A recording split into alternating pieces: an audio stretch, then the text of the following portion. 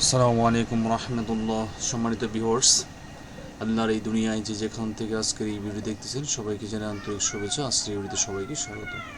তো WPS office সেটা কীভাবে আনইনস্টল করবেন আপনার পিসি অথবা ল্যাপটপ থেকে, সেই প্রসেসটা আজকে আমরা দেখব। ঠিক আছে, তো প্রথমে আপনারা চলে যাবেন সেটিংস অপশন আছে, এই সেটিংস চলে যাবেন, এখান থেকে চলে আসবেন এই যে অ্যাপে ক্লিক করবেন। তারপর এখানে সার্চ বারে লিখবেন WPS, অলরেডি চলে আসছে এটা।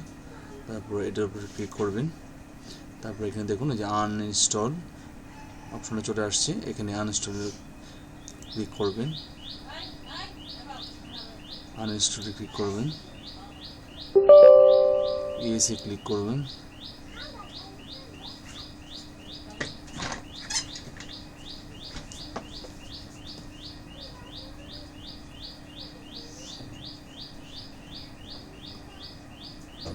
একটু সময় নেবে।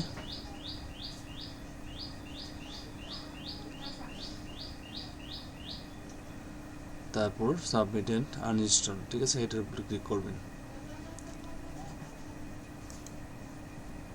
তারপর ওকেতে ক্লিক করবেন।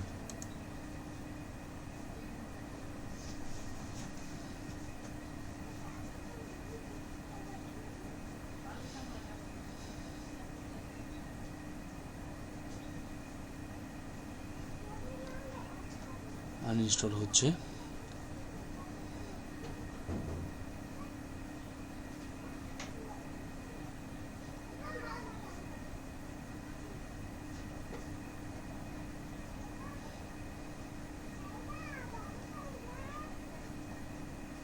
একটু সময় নেবে।